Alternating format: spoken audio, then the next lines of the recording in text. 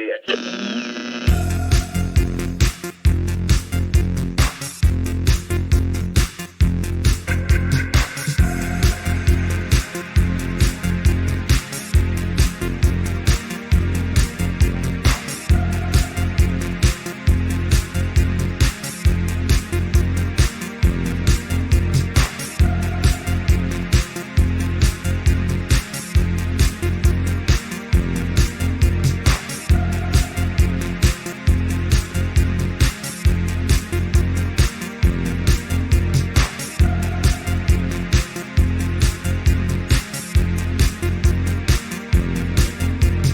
Dubbed Havanison, a mysterious illness supposedly plaguing the U.S. intelligence community for years. The Canadian victims of the very real MK Ultra project, the lasting damage has left an uproar. The UN Human Rights Council has voted against holding a debate on alleged widespread human rights abuses.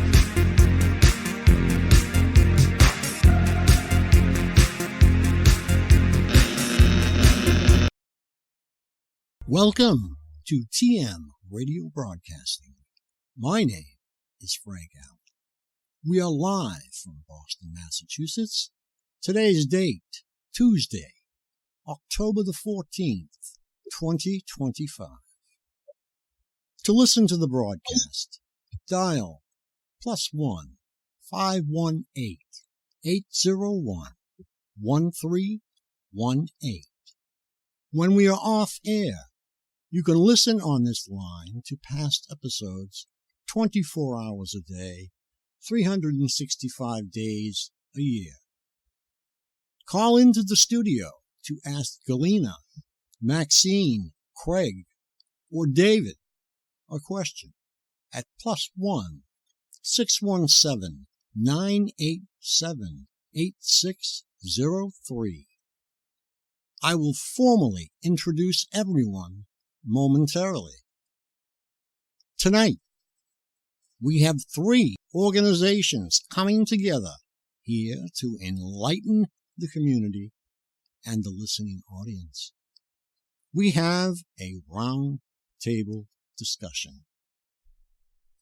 Representing victims of psychotronic mind control weapons, Galena Cardina from Toronto, Canada. Maxine Holloway, Ottawa, Canada. And David Smith from Winnipeg, Canada. Representing the international resistance movement against neurotechnological torture. Once again, we have Galena Cardina, Toronto, Canada. Representing the International Coalition Against the Electronic Torture and Robotization of Living Beings, or Icator, Icator. And his name is Craig Laforest from Sydney, Australia. Okay, Galena, would you like to take over from here? Yes, first of all, I want to say good evening for everybody. We're very glad to be here and talk to Frank Allen. First of all, I would like to say some words about our organization. I live in Toronto, Ontario, and I am a victim of psychotronic weapons. Psychotronic means mind-body control. I have run an organization of victims of psychotronic mind control weapons since 2009. We regularly protest, collect signatures for petitions against misuse of psychotronic weapons, meet Canadian politicians, write numerous letters, including registered letters to the Canadian Parliament, Canadian government and its associates, Canadian newspapers, magazines, TV, radio, and all over the world. A bit more about our political activities. I contacted the Ministry of Health in Ottawa, the United Nations office in Ottawa, went to the Ontario Information and Privacy Commissioner Department, visited member of Provincial Parliament David Kaplan, met a leader of the Liberal Party in Canada, Michael Ignatieff. Our group submitted a petition against misuse of psychotronic weapons to Member of Parliament Mr. John McCain. On the 23rd of November 2011, the first petition was presented, tabled in the House of Commons in Ottawa. Its number was 411-0188. More than 1,000 signatures for the petition were collected by our organization. An answer of the Canadian government was, the Canadian government takes note of the petitioner's concerns. However, the government has no information on any such activities. I sent the petition with signatures and the answer of the Canadian government to the Human Rights Committee of United Nations by a registered letter on the 28th of March 2012. United Nations received and confirmed it, but didn't answer. My comrades and I collected more than 3,000 signatures for the second petition against misuse of psychotronic weapons. Member of Parliament Mr. John McCain tabled this petition on the May 3rd, 2018. Its number was 41-02313. I have received the second, almost identical answer from the Canadian government that it took notes of the petitioner's concerns but had no information on any such activities. The third petition against misuse of psychotronic weapons collected more than 1,000 signatures in Canada in 2021. It was successfully certified in the House of Commons in December 2021. Certified means it was checked and double-checked, all signatures were checked, everything was okay. But my Member of Parliament, Julie Dabrusen, changed her mind and refused to present it in the House of Commons in February 2022. On the 10th of March this year, 2025, I made an oral submission to the 32nd session of the Committee on the Rights of Persons with Disabilities in United Nations, Geneva, Switzerland. There was unprecedented big quantity of speakers from Canada on that day, which was, in my opinion, made deliberately and intentionally by the Canadian government in order not to let genuine Canadian targeted individuals talk enough and keep them silent. We were allowed to talk for only 2 minutes instead of promised 5 minutes. That was why our submission was the short version of our petition to the Canadian Parliament on our website, Organization of Mind Control Victims.com. Thank you. Thank you very much, Galina. Who would like to step up and describe their organization or their story? How about Craig? Would you like to take the mic, Craig? Thanks, Frank. I hope you can hear me. I just had a bit of problem with the sound, but I hope you can hear me okay. You sound fine. So I'd just like to give your audience a little bit of background on myself. It builds into the story as to where I am today. I was born in Sydney, Australia in 1953 and lived in Los Angeles between 1983 and 2011. I held a variety of different positions while I was in Los Angeles and returned to Sydney in 2011 to retire. I've taken care of foster respite children and have worked at home with non-profit organisations, have held concerts in my home for the Cancer Council, Mercy Ships, which operate hospital ships on the west coast of Africa, and the Wayside Chapel, which is a homeless organisation here in Sydney. Unfortunately, I've had to stop all of that because of the technology which is being used on me, both V2K and directed energy weapons. I've been a targeted victim from those technologies for at least 35 years and have spoken on panels and radio programs like this one, Frank, around the world. Between 2009 and 2011, when I was planning to return to Australia, I lived with the scientist and film director James Cameron at his home in Malibu, California. People may remember that he directed Terminator and Avatar. I knew Jim's wife prior to her marrying Jim and was there also during the period that they had 3 children. One occasion I traveled to Seattle with Jim and Susie and visited iLabs, the Institute for Learning and Brain Sciences, where I saw a child used to project thoughts onto a screen. The child should have been protected from any form of experimentation. I witnessed the child transmitting thoughts of an animal or a word onto a screen which had been set up in front of us. It was an amazing experience. However, there was no reaction from Jim other than he said, "I know all about this already." When I look back, I believe it was my time with Jim which was the reason for my becoming targeted. An arrogant man and a celebrity, as he referred to himself, who often discussed the brain and the effects of the brain and how it could be subjected to the suffering of people. Through the damage I was receiving as part of V2K technology and directed energy weapons, I was introduced to ex-CIA scientist Dr. Robert Duncan, who developed the technologies for the CIA and DARPA.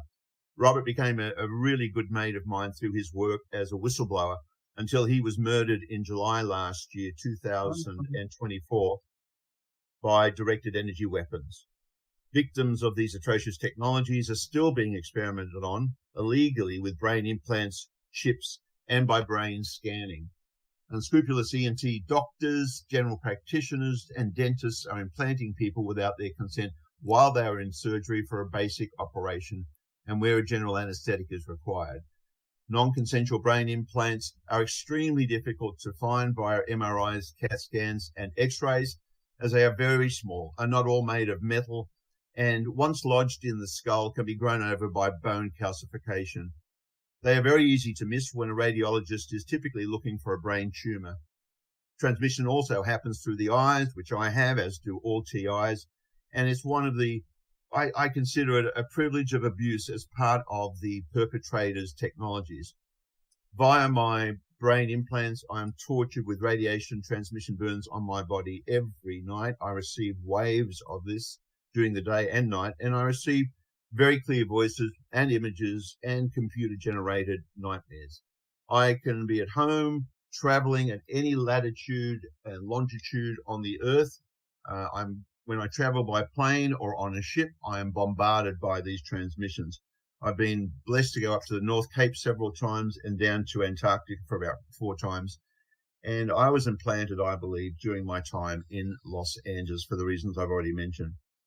I'm a board member of Icator, the International Coalition Against the Electronic Torture of Living Beings. In addition, I am a member of Targeted Justice in North America. Icator is a non-profit organization based in Brussels, Belgium, and we've set a goal to fight electronic torture of all citizens. We are so heavily involved in finding specialists and making them aware of the technologies, and we're creating a special clinic where people can be tested for any brain damage. We have found that many people are being scanned for implants. I recently, was told that I have possibly Meniere's disease on the left hand because of the effects of these transmissions on the left-hand side of my brain. I took a couple of vestibular tests. We hope to have the help of physicist Dr. Barry Trower, which will be fantastic. Barry, as many of you may know, is ex-MI5 and a microwave radiation expert and physicist. He's talked so much about how innocent victims around the world are being used as guinea pigs. Several of Barry's incredible presentations are up on our website for everybody to see. Barry has taken his time to produce published papers in which he has stated that in only 3 generations' time, which is 50 to 60 years away, 1 out of every 8 children will be born with some form of cancer, autism, or other handicap. Children are being tortured today with V2K transmission voices and microwave from satellites and directly from the ionosphere. The criminals who use these technologies on us are a cancer to the world. We're just in an evil world at the moment. Our precious privilege of life has been taken from us. I can only imagine what will happen to the children and grandchildren of the criminals who are obsessed with torturing us. Thank you, Frank. Thank you very much, Craig. I think we would like to hear from Maxine. Can you go ahead, Maxine?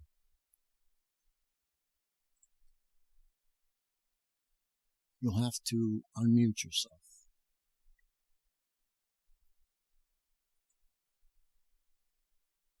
Maxine, please unmute yourself. Oh, there. I finally got it. Go ahead. Hello. I am Maxine, and I have been a bit of background for this. Back in 2010,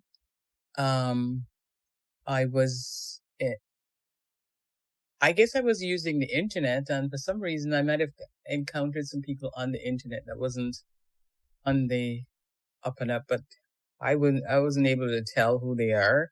You just interact with people on the internet, and eventually I find myself being targeted for this psychotronic harassment that they did, starting with gang stalking, and then it went into mind control. I don't belong to an organization per se, except that I consult with Galena.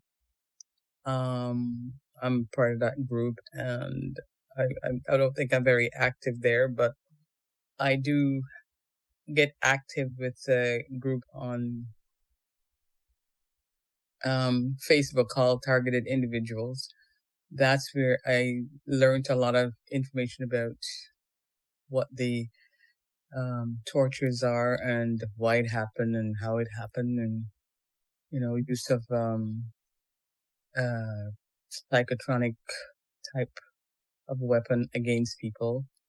And they do it in such a way that they can't be identified, and so it just looks like you're doing you're being harassed phantomly, and as a result, nobody seemed to.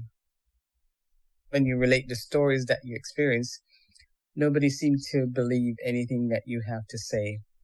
So when you talk about radiation, which is one of the things that I experienced, and microwave heating up, it'll heat up my house all of a sudden. I don't experience V2K, but I know about V2K because it was explained to me that it's a kind of voice to skull where they transmit voices in your head, and it plays 24/7 in your head. That kind of drive you crazy, which is probably what they actually want for everybody, to drive everybody crazy and impoverished, because everybody has been marginalized in this, experiencing this kind of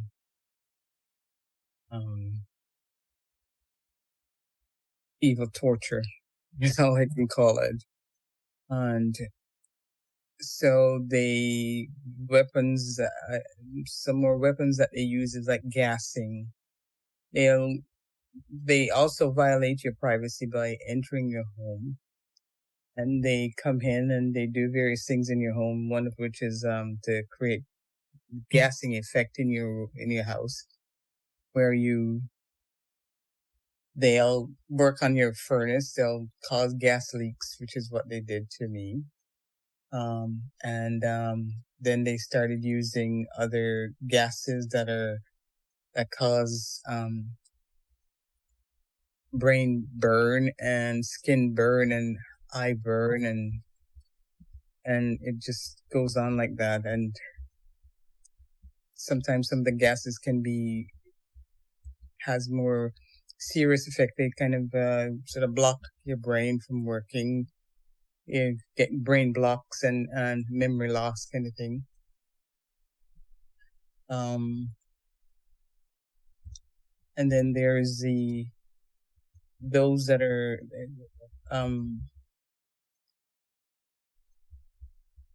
that cause allergy, and they'll put it all over your house, including in your bed.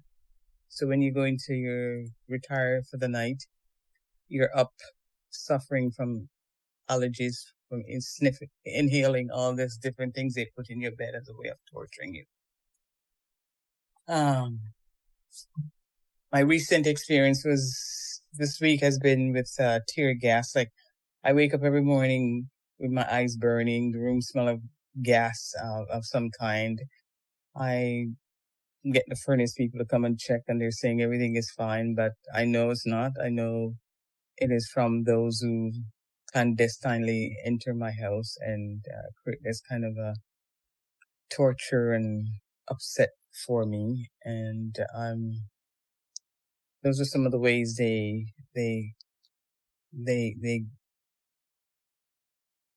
work on torturing people, which is not very.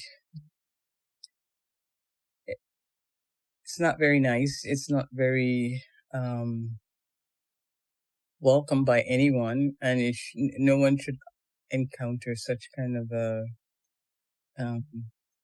torture. But it is happening, and it seems to be worldwide, because in my interactions with people online, they're from people from all walks of life, from various countries, and they all say the same thing. So there has to be some truth to all of this, because people not knowing each other, living in different parts of the world, can't make up the same story all at once and experiencing the same thing. It just doesn't make sense. So obviously there is an organization that is spreading this kind of torture to people on the clandestine, and our authorities are not doing anything to help, because when you report anything like this to them and talk about home invasion, they say we see no sign of break and entry, so therefore they're not doing anything, and they start to think that you're crazy and you should be seen by a psychiatrist, who again further victimize you by telling you that you're schizophrenic or that you have some kind of mental problem that needs to be fixed. And so they want to put you on various drugs, mind-altering drugs to I guess control all of this, when all of that is external to you, but they want to fix your brain, and that to me is just not acceptable. And those are the ways they come at me and other victims of the psychotronic mind control and weapon torturing. And I think we need to educate the community about it and help to bring this to an end in whatever way we can. And just pass it on to someone else.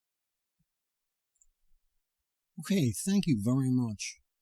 Before we have David Smith come up, I would like to say a few words. You mentioned education. Now, what we have to do is educate the medical sector. We have to educate law enforcement. These people have protocols that they follow, and they don't deviate from them. If the word targeted individual comes up, you are dispatched straight away to a facility where they can deal with you and make money off you at the same time. Okay, David, go ahead.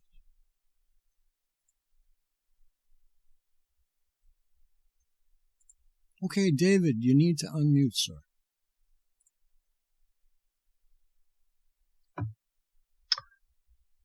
First of all, I'd like to make a correction, Frank. I don't live in Winnipeg. I live on Gabriel Island, British Columbia, which is near Nanaimo. So it's an island of about 5,000 full-time residents, and it's about a 20-minute ferry ride from Nanaimo. However, my targeting started on Salt Spring Island in 2002. Now, I believe what happened was that after the false flag of 2001 and all these draconian measures they passed in the States, they had all this black ops money to start testing people on a large scale. So I think that was behind mine. Unfortunately, my neighbors were the one who were involved in it. I found out later they belonged to the Satanic Church of Victoria.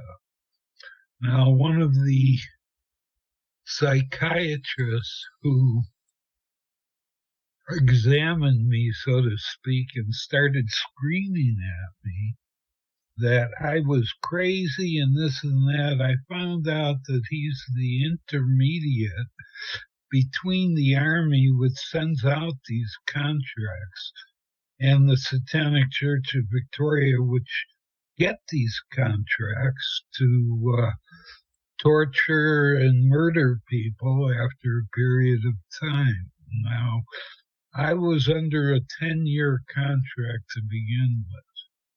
I went to see everyone about this without any result. Now, as this RCMP officer told me when I first moved to Gabriola, and I went to him and told him my story, and this was in 2004, about 2 years after the targeting started. He said to me that I believe everything that you're telling me. The problem is you have to go a lot higher than me to get this stopped. There's not much I could do about it. And so I found out through basically hitting my head against the wall, going to MLAs, MPs, lawyers, the mayor of Nanaimo, all these different people sat and listened and could care less about what was happening. Now, the problem is when you get labeled as a paranoid schizophrenic, which happened to me, which was quite amusing to me, actually, because I don't have any fear of death or any of these people. And through the years, I've been trying to do whatever I can to expose them. One of the things I've been doing lately is trying to get on talk shows or the internet, the different podcasts that they have to inform people what's happening. So far, I haven't been real successful. However, I am running up against my perps because they have the ability that whatever has a computer chip into it, they could screw around with. That includes my electric heat. It includes the pressure on my water. It includes the electric oven. So everything that I do is a real challenge. And this goes on 24/7. You know, I was implanted by the old technology after a short time after this started. So I would say by 2003, I was already implanted. So recently I've had an x-ray, and the only thing they did was send me send my doctor a synopsis of what they found, which was actually nothing. However, the implants are so small that I know it's very difficult to see. So I requested to get the x-rays themselves, and I will eventually get them $50 later, but I will get a disc that will show the x-rays, and hopefully I could find something on it which proves beyond a doubt what is happening. And I think that's the way to go, is to basically be able to prove what is happening in some way and have a court case against them. Now I know the names of all the people involved in my trip, and I'm very happy to share it with the world, because I know they're very scared of being exposed in this, because they've been doing it for a long time, and according to them, they were told that there would be no repercussions from these actions. So I think that it's very important that we develop some repercussions as a warning shot against anyone who wants to join forces with these evil people in perpetuating these crimes against humanity. Now, the thing is that what I'm worried about most is the mind control techniques that they have.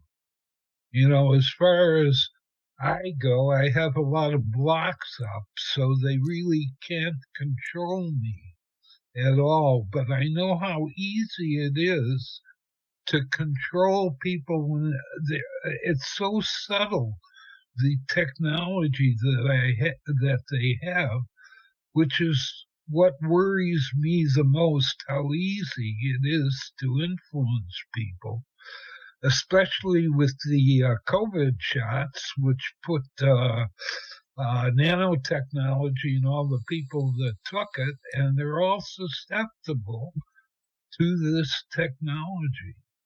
And I don't know, I think the most important thing is to expose it any way we can through talk shows, through podcasts, but most especially to be able to bring a lawsuit against people who are involved in this. I know there's been a couple already that were successful.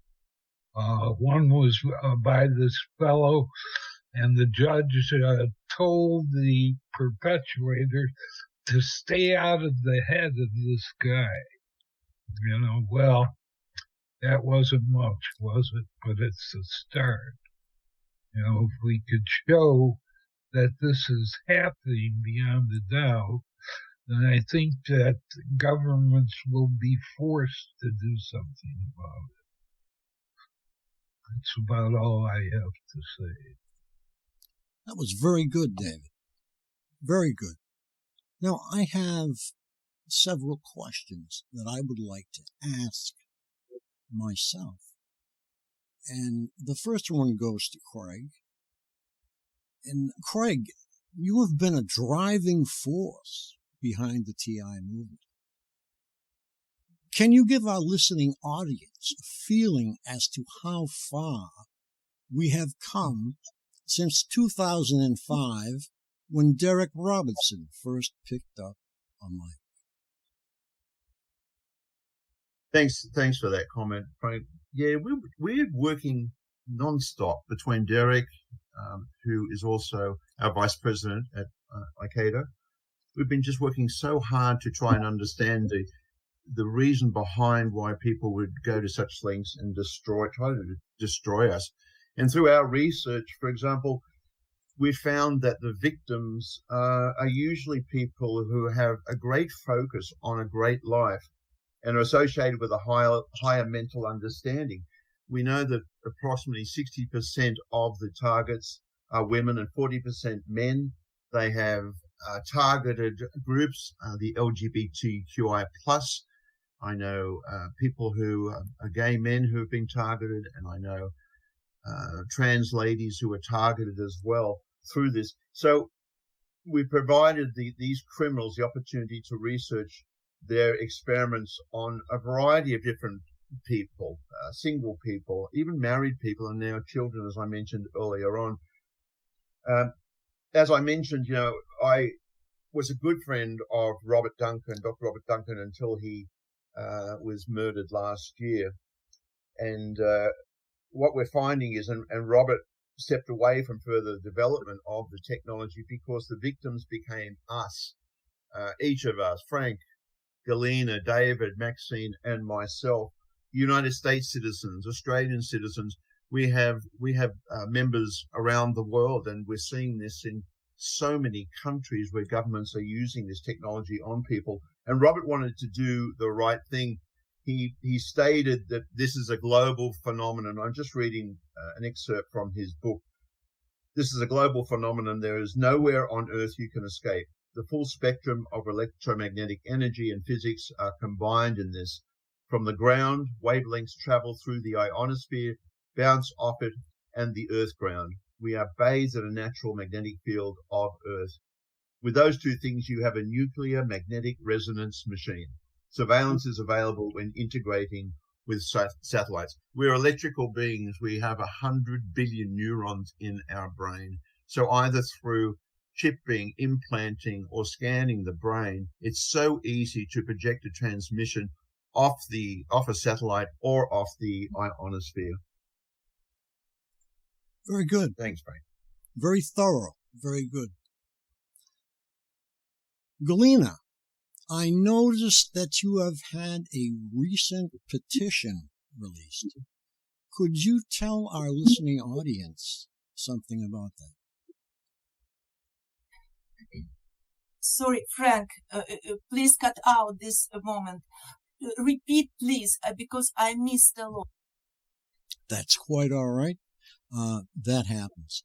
I noticed that you have had a recent petition released. Could you tell our listening audience about that?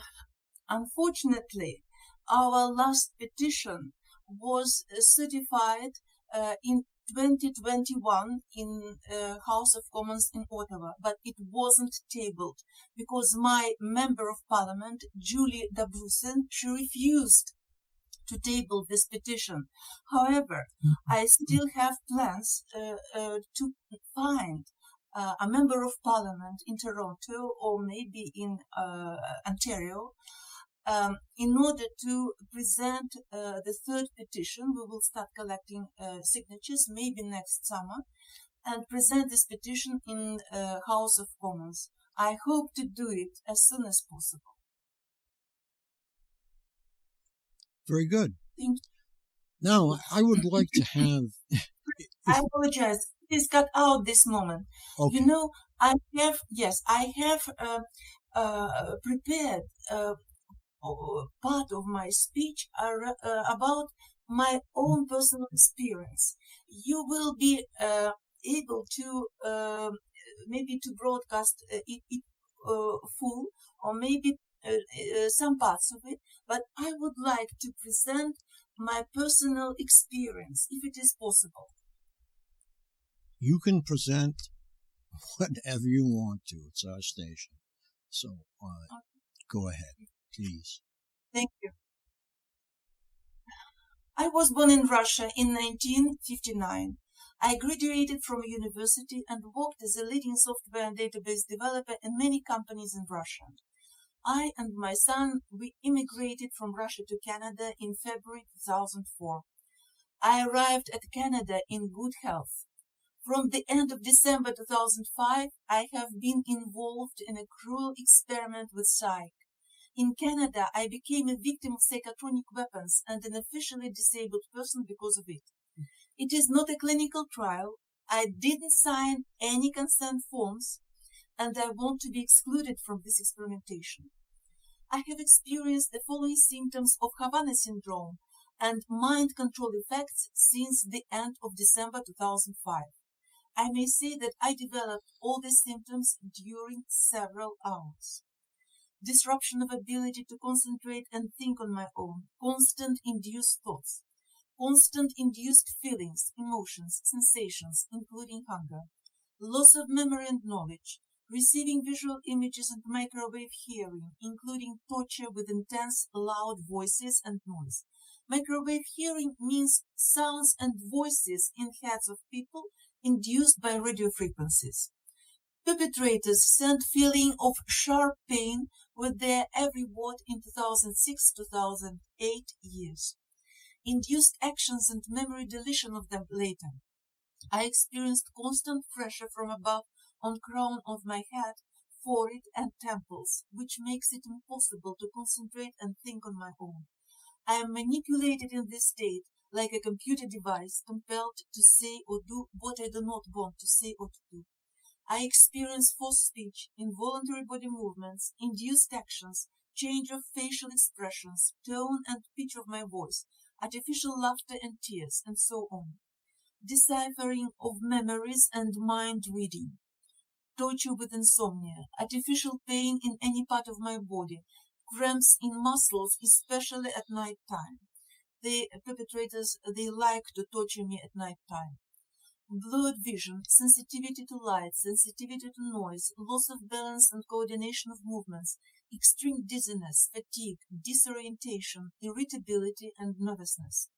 Perpetrators can manipulate any organ of my body and force me to urinate, defecate, or vomit. I had a lot of skin damages because of the electromagnetic effects upon me. Perpetrators burned skin on my face, and I had horrible ulcers all over my body for at least 2 years, and 5 doctors in Toronto were unable to make any diagnosis. One dermatologist just said to me that these ulcers were out of area of her expertise. Perpetrators get all my sensations. They see what I see, smell what I smell, hear what I hear. I am a walking video camera for them. Level of constant mind control effects upon me is extreme. A bit more about my life in Canada. We rented an apartment at 73 Mossbrook Crescent, Scarborough, Ontario from January 2005 till October 2006. I am sure that another tenant and friend of our landlord's, Lee Chan, carried out these fascist experiments with sight. This Dr. Mengele arrived at 73 Mossbrook Crescent in March 2005 and started assaults upon me. The landlord's son, Charles Lee, said that Lee Chan had worked for Chinese government for 10 years. I began to feel unwell and move my bed at night time in August 2005. I experienced loss of memory, especially when I took exams or job interviews. At the end of sentences in tasks, I couldn't remember what I had read at the beginning of these sentences. I think that I was implanted with nanomaterials during one-day examination with full anesthesia in a polyclinic at 4646 Dufferin Street in Toronto at the end of December 2005. Several people who spoke Russian joined Lee Chan at 73 Mossbrook Crescent in January 2006. I heard their activity and voices and saw their faces in the house from January 2006 to March 2006. Since January 2006, I saw Lee Chan in several situations that directly pointed to his involvement in the events that I am describing. Furthermore, activities and speech that I heard on the main floor of that house matched 100% what I received through microwave hearing. On the 13th of January 2006, I got trauma of the forehead and left temple. I felt a sharp pain on the left side of my forehead. My speech was deteriorated after that. I saw bloody letters in books and didn't understand meaning of well-known Russian and English words when I was trying to read. I heard laughter and Russian speech on the main floor of the house after this trauma. She is looking at the book. She is trying to find out whether she can read or not. At the beginning of 2006, a brain exam detected a tiny round 5 millimeters low T1W and tau T2W signal intensity in my pineal gland. I would like to remove this body from my brain. In 2006, there was one moment when perpetrators talked to me as usual by means of microwave hearing. But something happened to their equipment, and this talk began to sound loudly in the room. They pronounced several phrases this way, by means of microwave hearing and by means of acoustic waves simultaneously. Perpetrators have asked me several times, of course by means of microwave hearing, since January 2006, whether I wanted to work for RCMP as a guinea pig in these experiments for 25,000 Canadian dollars per year. I refused every time. I reported about this crime, including names of suspects, to Toronto police for the first time at the beginning of January 2006. I asked the police to come to 73 Mossbrook Crescent and talk to landlords and perpetrators in the house, but police directed me to medical doctors and refused to come to this house and start an investigation. And it proves that it was perfectly possible for the police and RCMP to start the investigation and find perps in 2006, but they did nothing. Actually, all my reports to police and RCMP have been dismissed for the last 20 years. It proves that the Canadian government and its institutions like police and RCMP sanction and cover these crimes. That's why they are completely responsible for them. Somebody sprays brown liquid in my apartment when I am out. I see brown and dark yellow drops on my walls, furniture, and curtains. In 2009, I managed to find an American toxicologist, Dr. Steninger, who provided me with her expert opinion that I am a victim of specific electromagnetic and radio frequency effects which react with advanced nanomaterials in my system. These nanomaterials are used as RFID chips to send signals to my body. In 2009, I managed to find several American psychologists and psychotherapists who prepared reports for me that I am a sane person without any sign of psychiatric disease who developed post-traumatic stress disorder as a result of directed energy psychotronic attacks. I managed to find an American private investigator who confirmed these conclusions that I am a victim of mind control attacks. Thank you. Thank you very much. I have a question for all four of you. And the question is, what do you think your biggest challenge will be in focusing your group on your current goals? I'd like to start with Craig.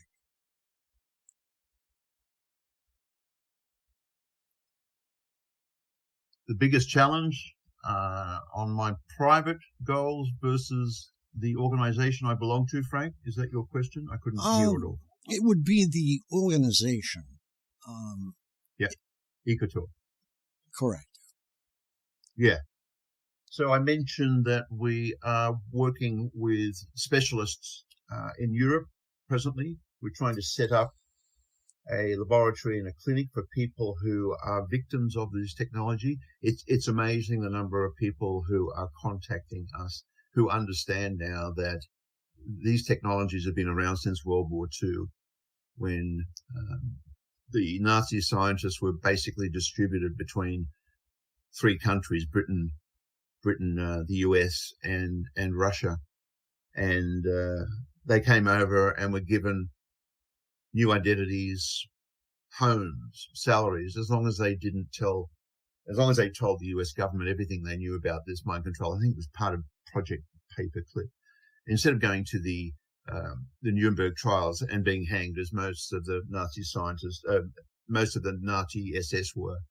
So, to Galina's point, with Mengele experimenting with people, we're finding that this disgusting technology has continued since 1945, and we're just as frustrating as it is for all of us, because and I can talk about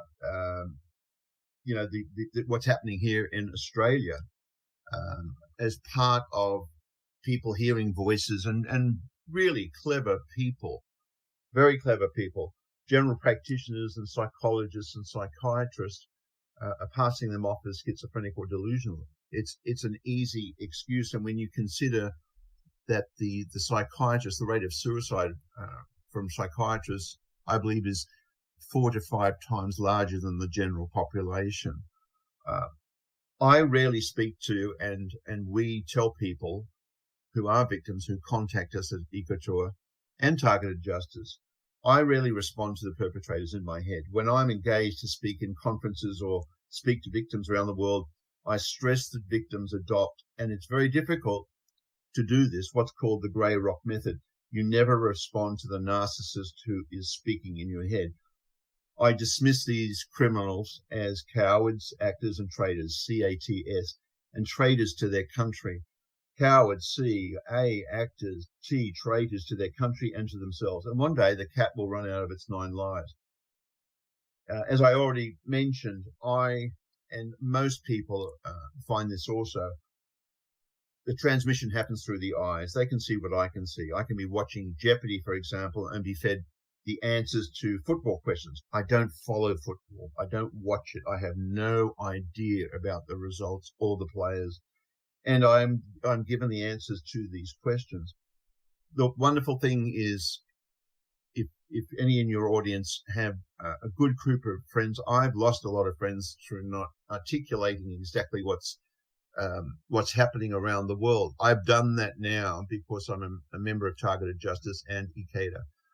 We share information. We may lose friends, but I'm prepared to do that. If people don't do the research on what's happened, I'm quite prepared to lose friends. I do have an incredible group of friends, as I know a lot of victims have, who have done the research, who are really involved with trying to stop this technology. And I'm very public about what I say about these technologies. And they share the information with other people. Many victims, unfortunately, don't have anyone they can talk to. When we consider what a privileged life is, we have perpetrators, people who have no soul, who are not only the usual dictators around the world in different countries, but the ones behind technology and experiments. I was never a religious man. I'm a very spiritual man. I believe in a higher power. And my creator will one day come down on the perpetrators of this war crime. Life is a test. It's a privilege for so many of us. Idiots supporting these technologies while 21,000 children die unnecessarily every single day around the world.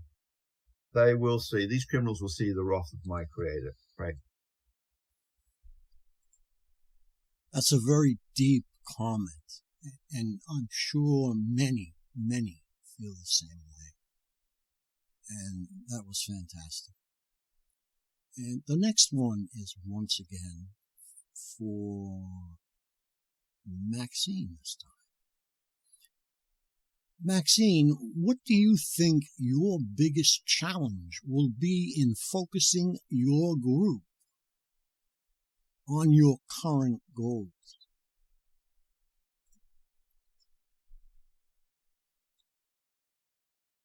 Maxine, unmute yourself, please.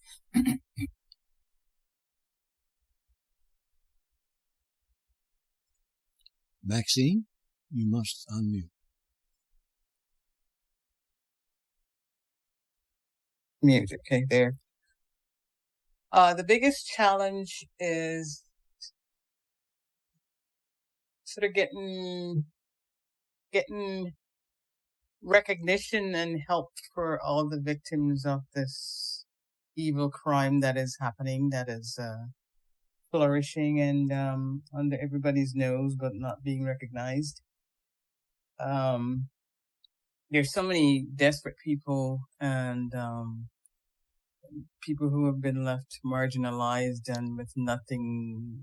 They've lost jobs and good paying jobs too, and their livelihood of all whatever kinds, and they're basically at the mercy of the world and become beggars.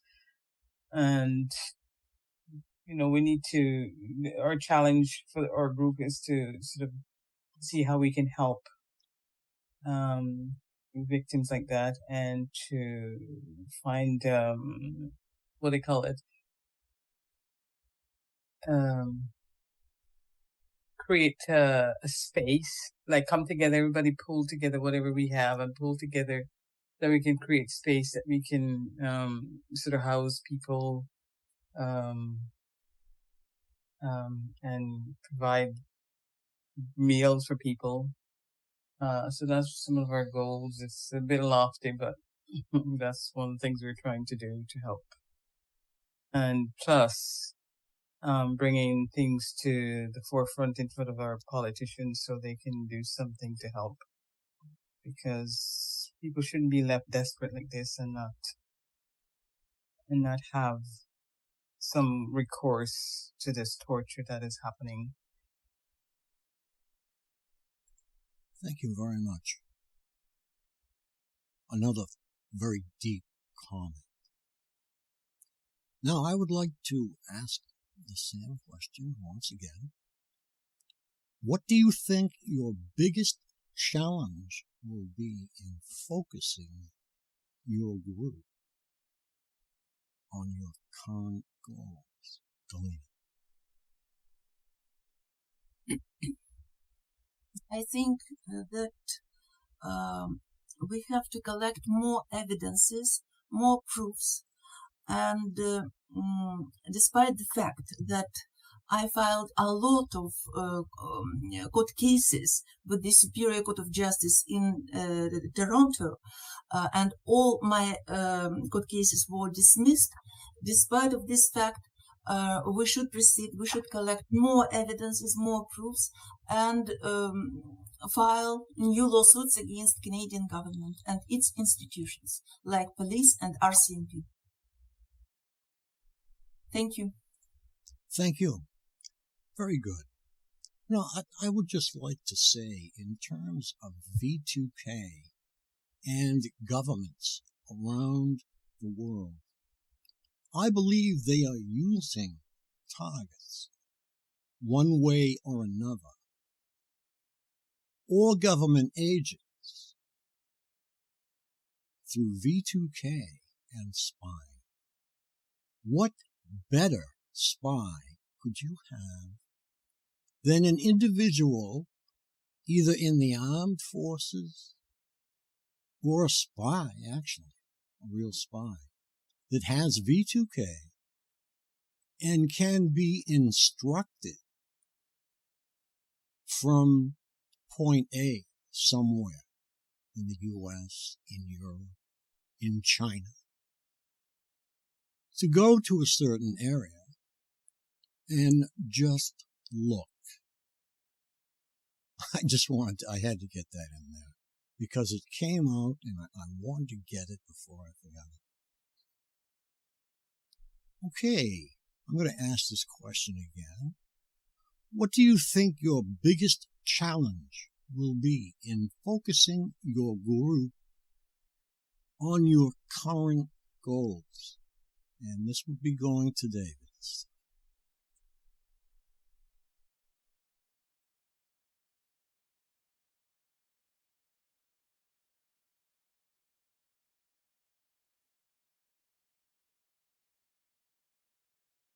Frank, is it a question for Craig Laforest?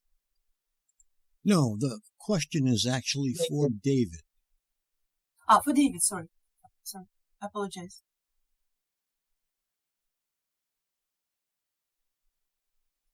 Okay, I think at this point in time, I believe David is probably away from his mic. And what I would like to do at this particular point in time is, oops, I gotta fix something here.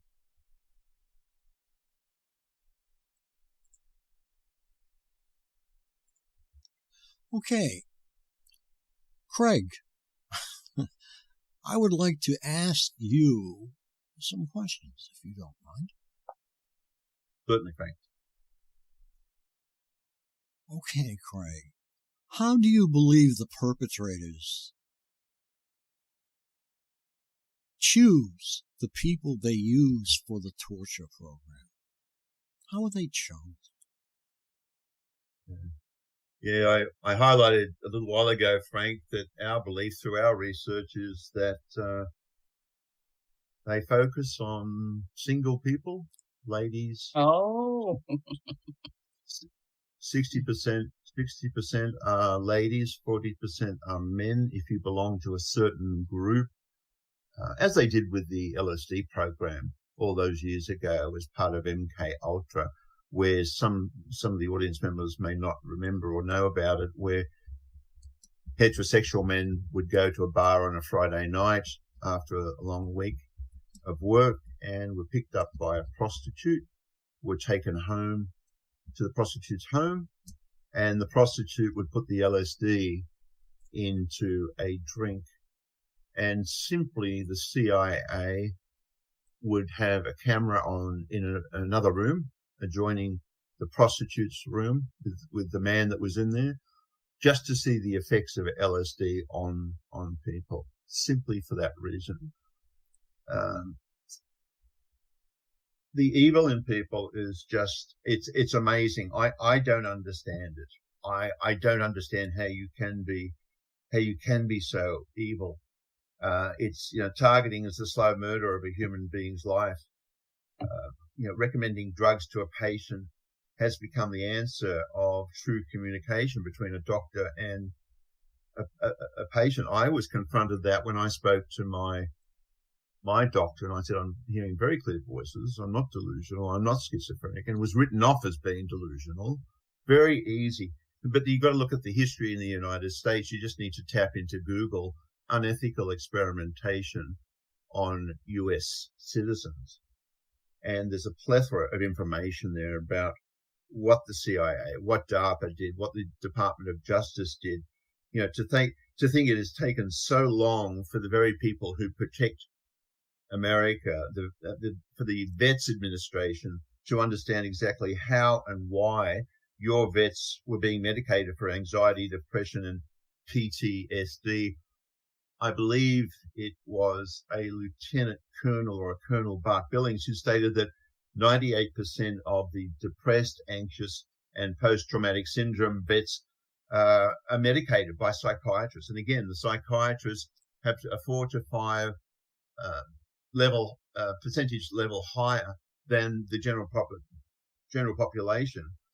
And 98% of the depressed, anxious, and PTS vets were medicated with psychotropic drugs, including Zoloft, Seroquel, Paxil, Prozac, Xanax. And these vets have reacted to these drugs with great conflict. We see that with a lot of homeless vets, not because of going into war. 85% of the vets hooked to these drugs never saw combat, but because the psychiatrists have kept adding to their medication or taken them off one medication to put them on another. And this is what's happening, as I mentioned, to V2K victims. We see general practitioners, specialists, and dentists involved as the perpetrators, and the circle goes round and round and continues. Again, doctors suggest we take some form of medication. We are not delusional. We are healthy people, and people who are fighting a wrong caused by others, Frank. The main question, and Robert talked about this in his book, and to me when he came down to Australia 2 years ago in January, and he did an incredible presentation. And if people haven't seen it, Robert talk about this, it's January of 2023. It's on my YouTube channel. Just type in Craig Laforest. There's a picture of my face, and it's a 1-hour presentation that Robert talks about how he developed this technology for the CIA. And Robert said, once you've got this technology, why do you continue hurting people? Once each country has world domination, then what?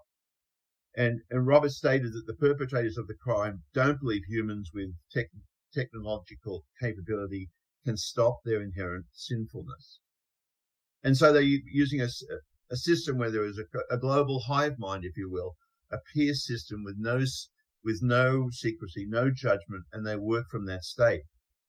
Of course, Robert disagreed with the methodology and was a whistleblower for 23 years. He agreed that you can't torture innocent people in order to get this domination and to get this data. He called the program Satan, S-A-T-A-N, the silent assassination to adapt to their own networks. This application has phenomenal applications, but our privilege of life has been taken away because we're the experimental guinea pigs, Frank. Very good. Very thorough answer. Now, this is going to go into medical. Many people tell their doctors that they are hearing very clear voices. What have you found the response to be typically from those doctors in Australia? Yeah, it continues, Frank. We're hearing so many more people are hearing voices. It's become rampant in Australia. And once again, they go in to have that conversation. I was passed off by 3 general practitioners until I found a neurologist. I was traveling on a ship once, and I'm very outspoken about this technology. If somebody says, okay, what are you doing now that you're retired? You're just traveling the world. And I said, yes, I'm engaged to speak about these certain technologies, and they're very interested. And I met a neurologist from Queensland, a neurosurgeon rather, and I said, this is what's going on in the world. And he was fascinated. And his wife actually said, we've heard about this technology. And he said, we often see these LFOs, like foreign objects, in the brains of people, but we don't go into that area of the brain. Of course, we're typically looking for tumors. We won't go to those areas because the brain is so precious. So to the audience members who may have just tuned in for the first time, just be cautious before making the decision to go and see your doctor and talk about this. Become a member of one of these organizations. We can only stop these technologies being used on us when it comes to the court system, and it's a very slow process. We've been trying to stop it for so long now. I've been, as I said, 35 years plus, and go through this experience every single day. So we all just have to maintain the courage and the strength to, I say that all the time to people, just stay strong. One day this will pass, maybe not in our lifetime, but it has to stop, because we cannot have every country using this technology on their own citizens or other citizens. The world's just going to fall apart. Very good. Why have you studied this process? Frank, this to me is like living in World War III. And I don't believe World War II ended. As I mentioned, the scientists came over to the United States. Some went to Britain and some went to Russia. And I just feel for the troops, the hundreds and hundreds of thousands of troops that fought for freedom during not only World War I, but World War II, the Vietnam War, the Korean War. They lost so many lives, so many people who were really excited about their lives, but were sent off to war because, again, we don't have the capability of sitting down with someone and having a conversation anymore. We're taken over by mobile phones and TV and programs, and what a blessing this is to sit down and have a conversation with people, even though we can't see each other. But how wonderful it is to sit down and talk, and in another place to be able to laugh and really understand the human being. So I had to research these technologies because of the millions of us around the world who are already non-consensually implanted in our brains and or scanned. Beginning in, I believe it was 1909 and continuing for 70, in your own country, in 1909 and continuing for 70 years, California led the country in the number of sterilization procedures performed on men and women, often without their full knowledge and consent. There's a wonderful video of President Clinton, who investigated people who went into hospital for basic surgery under anesthetic and came out with burns on their bodies. And if you just tap into YouTube, President Clinton and radiation, and after an 18-month investigation, they found that the hospital, the doctors were testing people, experimenting with people with radiation. And that happened during the lead up to World War II. There's a researcher, Alex Stern. He was the author of the new book, and I've got it here, Eugenic Nation, Faults and Frontiers of Better Breeding in America. And he said in the early 20th century across the country, medical superintendents, legislators, and social reformers affiliated with an emerging eugenics movement joined forces to put sterilization laws on the books. Such legislation was motivated by crude theories of human heredity. I mean, thank you very much. That posted the wholesale inheritance of traits associated with a panoply of feared conditions such as criminality, feeble-mindedness, and sexual deviance. Many serialization advocates viewed reproductive surgery as a necessary public health intervention that would protect society from deleterious genes and the social and economic costs of managing degenerate stock, not dissimilar to what the Nazis did. While California's eugenics programs were driven in part by anti-Asian and anti-Mexican prejudice, southern states also employed sterilization as a means of controlling African American populations. That's very good. I'm going to try something a little bit different just for a second. Does anybody have any questions for Craig on his last question? Okay, Craig, we'll move on then. What is your current knowledge on how these implants are inserted into someone's head? Frank, there are obvious ways. I, every day, receive incredibly strong pressure points behind my nose, my brow, the top of my crown. I'm burnt from my feet all the way up to the top of my crown. And I can literally put a couple of fingers to the side of my head and feel the pulse of the voices as they're speaking. And research has shown that the smallest implants can be literally injected into areas of the brain. A similar method is now used with patients who have cancer. Their areas of cancer cells can be injected, heated up, and this kills the cancer. It's very similar to what I experienced, and I think Galina was alluding to it earlier on, or said it directly. I'm heated up at nighttime and during the day, and I get burns on my body. I have one at the moment that I was hit last night, and it's on my right-hand side, and it's bleeding from my body being heated up so badly. So for us, the victims of the V2K torture, our brains have in some way been injected with these implants. And when we're literally heated up to these pressure points I mentioned, it is torture, precious torture to the perpetrators who benefit from the initial experiments and continue to be benefit. This technology could be used in the most wonderful way for a child to be chipped in their hand. It's similar to what we do with pets, so that if one is lost or kidnapped, there is an easy way to find them. They're doing that now in Sweden. Also, people who suffer from Parkinson's have their suffering end by small cotton-like wires inserted into their brain, placed in specific areas, so that when they lose their voice and mobility in their hands, and they still have the ability to communicate with their thoughts.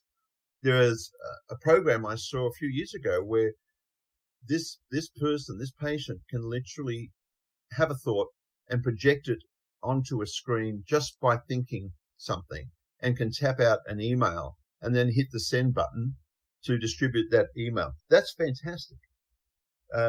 The cochlear implant, a gentleman by the name of Hugh Emanuel, he's written that the implant has two pieces which go up through the nose and the mouth into the sinuses and other areas in the cochlea. There's a patent for this. There's a patent out there for this.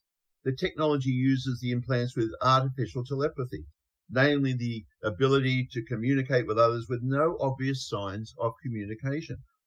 I can literally delineate between my own God-given thoughts and those which are created by an external person, generated through some form of microphone or computer-generated by AI. One of the patents also confirms, it's out there, that RFID tags, which Galina mentioned, can be injected at the back of the throat, and wires are put directly into the medulla oblongata, which is located in the hindbrain anterior to the cerebellum. The medulla is that cone-shaped neuronal mass responsible for multiple involuntary functions ranging from vomiting to sneezing. They can make me bring up bile in the middle of the night or during the day. This area contains the cardiac, respiratory, and vasomotor centers, and therefore deals with the autonomic functions of breathing, heart rate, and blood pressure. I'm affected by these every single day and have to take medication for it, which I don't want to do. But when you go and have a blood test and you're heated up, this shows in the blood results. So again, the doctor just says, oh, you need to take this. You've got an increase in this. You've got an increase in this. And I don't need to. I'm a healthy man, and the only part of me which is unhealthy are these transmissions which are coming into my body. Very good, Craig. Now, you have talked about World War III today and have talked about it before on other programs. And it's because of greed, of knowledge, ego, and wealth. Would you elaborate? Yeah, absolutely. Absolutely, Frank. As Robert Duncan said also, it's, people are inherently sinful when they get involved in these type of technology. We're now a very technologically advanced world. In only the last 125 years, we've learned how to build airplanes, televisions, and put satellites into space. The fun days of me being raised in the 50s when Dad bought a black and white TV with an extension cord with a remote control, and you would flip through we had 3 channels in Sydney at that time. It was fantastic. It was so exciting. We relied on what came out of World War II from the Nazis to develop rockets which can now go to the moon and beyond. We relied on others with greed of knowledge, and that knowledge has been served against us. Families are now broken because of V2K technology and directed energy weapons. In my family, I have one member who supports me. So again, so many victims are trying to tell their family members about what's going on, and I suggest that you become a member of one of our organizations, targetedjustice.com in North America. There are so many people on there who will be there for you. They have dial-in sessions where you can talk to people or just dial in to listen. It's so fantastic. So through these technologies, many of the victims have just been dismissed by family members and friends. But one day it will turn. I believe in the wrath of the Creator, and I believe in karma, Frank. Once again, Craig, fantastic. Communication has changed dramatically over the years, Craig, hasn't it? Yeah, it's enormous, Frank.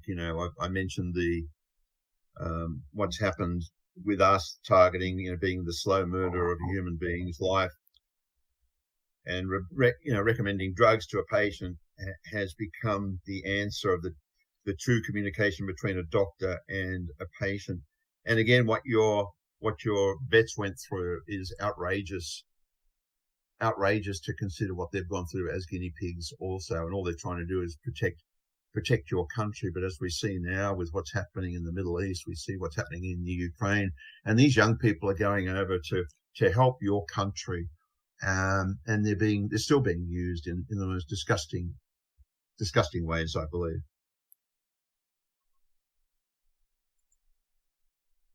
Okay, I have one final question. Do you have any final comments, Greg?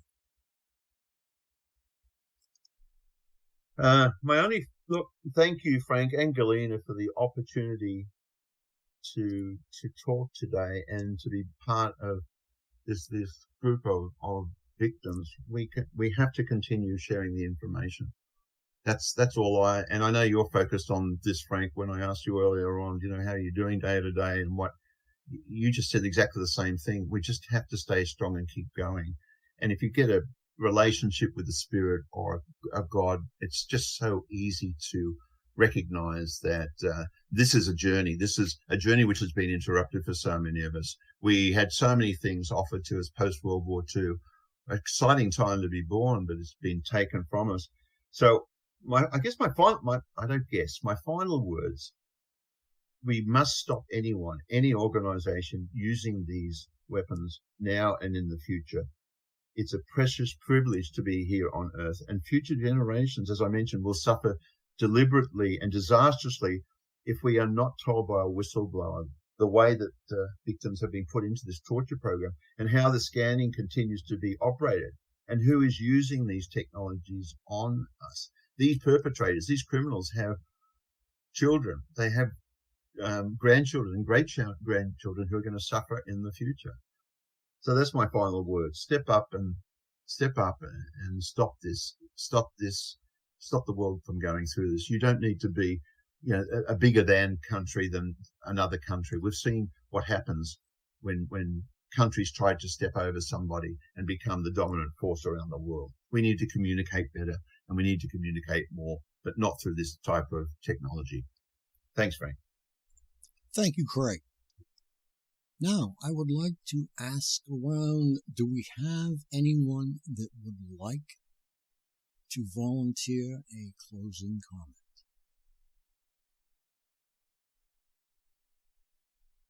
Maybe Maxine. Maxine, what do you think? Maxine? Maxine, we would like to hear from you. Unmute yourself, please. Okay. Okay, so my final word for this, you've done a good comprehensive story about what the doctors do and how they sort of get to people. I've heard that before from many people, but I haven't had too much of that experience. So I hope that continue to, to not go be disadvantaged to others, and somewhere they can stop it and have the doctors do what they're supposed to do, which is to take care of patients.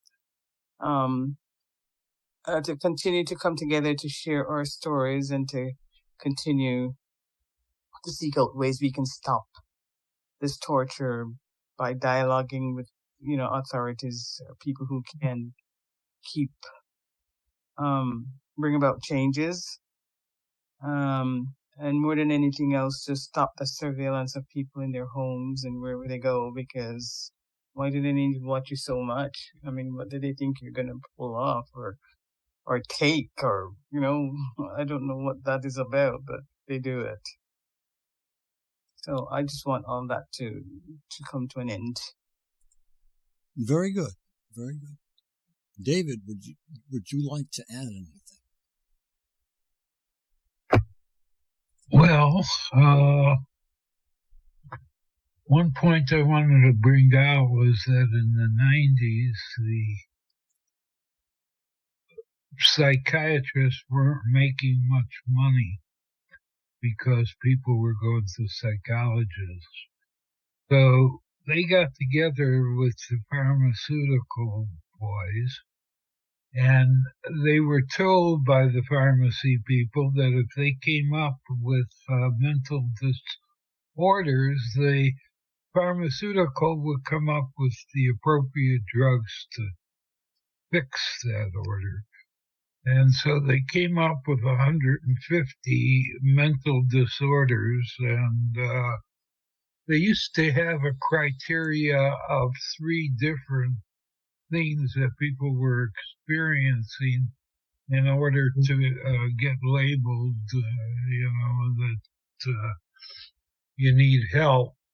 And then it was down to 1. So if you tell psychiatrists that you are hearing voices, you're immediately labeled as a paranoid schizophrenic.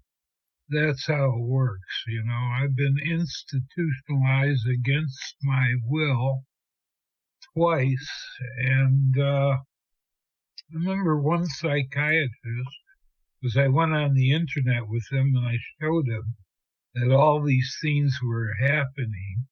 And so I said also, I'm too old actually to have that type of mental disorder.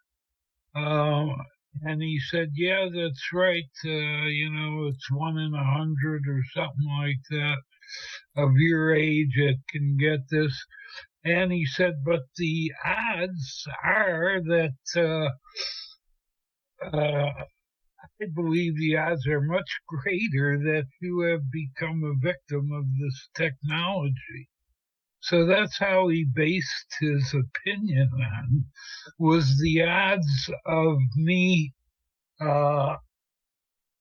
getting a mental disorder at my age compared to me being a victim of this technology, even though he said that after I showed him a bunch of things that the technology existed. So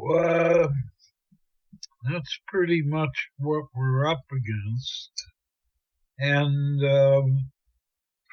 I've had experience when I first started out here, working with a group, and what I found out, it was pretty much of a joke, because what was decided on one week wasn't even remembered the next time around. And also in a group in Nanaimo of several of the people who were being tortured. The problem is that so many people are worried about their own trip that it's very hard to get together and do anything as a group. That's what my experience. So I've tried to bring this out, in the best way that I know. And I don't know in the future if there is more information about this. It's a possibility that, we could stop this from happening. I've had many attempts on my life. I found out they got a 10-year contract on me, and when it ran out, they tried to take me out. But for the grace of God, I am still here. And, fighting the only way I know how is by trying to bring this out, that this is happening, that these people are behind it. You're up against so much, I don't care. I don't think that the cops, the government, or anyone else really gives a damn about what you're experiencing. That's been my experience in trying to go through proper channels. So the only way that I could see this happening is through enough lawsuits that it's no longer viable for these people to continue the torture program if they have to pay out all this money to people who are under this program. Thank you. That's pretty much what I have to say. Thank you very much, David. Is there anyone else that would like to lend comments? I think your story was absolutely remarkable, and David, also, mate. To call us delusional schizophrenic, we know that schizophrenia happens to people in their teens and their 20s, not beyond that period. It's outrageous that these evil perpetrators just don't give a damn about what they do to us and our lives. When you consider we've done absolutely nothing to these people whatsoever. And it's part of the new communication, unfortunately, that we still have to suffer as part of their soulless being. And if you can't relate to something bigger than the microphone that they sit in front of on a chair and call us names, it's not about us at all. It's about them. That's my final word, Frank. And thank you for the opportunity to talk on the program today. You do an incredible job, Frank. And thank you, Galina, Maxine, and David also. Okay. Sorry. Very good. I would like to say thank you to you, Craig, Galina, Maxine, and David. I would like to thank my supporters, our listeners, our board members, and I would like to say good night from Boston, Massachusetts. My name is Frank Allen.